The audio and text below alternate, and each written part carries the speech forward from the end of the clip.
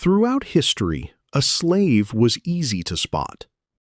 They wore heavy iron chains, worked under a whip, and dreamed of a key that would set them free. But today, the chains have changed. They are completely invisible. We built a world where we no longer need physical cages. We carry them in our pockets. Every morning, before your feet even touch the floor, the master calls. A quick scroll, a notification, a new level, a new episode. You think you are choosing to click, but you aren't. You are obeying. And this is where the trap begins to capture your attention. Your attention is not just something you spend. It is the raw material from which your life is built. Every endless feed, episode, level, headline, and purchase is competing for those same limited hours. They do not need to force you. They only need to remove the stopping points until continuing happens automatically and stopping becomes the harder choice.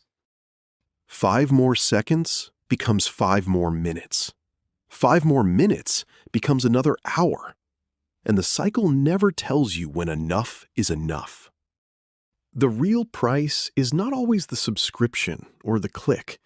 It is your focus, your sleep, your energy, and the life waiting beyond the screen. And when you finally look up, your mind is scattered, your energy is gone, and another day has quietly slipped past you. The symptoms of the modern slave are everywhere. It starts with an inability to sit in silence, replaced by a constant buzzing anxiety the second you aren't stimulated. It becomes the complete fracturing of your focus, where your attention is violently yanked away from anything that actually matters.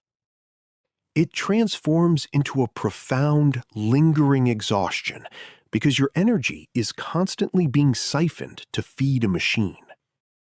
It is that hollow, desperate craving for just one more episode, just one more level, even when your eyes beg you to stop. And it ends with that deep, crushing regret when you realize another entire day has vanished, lost to endless consumption. So, how do you escape a prison you can't see? First, you stop fighting the tech and you start protecting your mind. Realize that boredom is not a mistake. It is the space where your focus is reborn.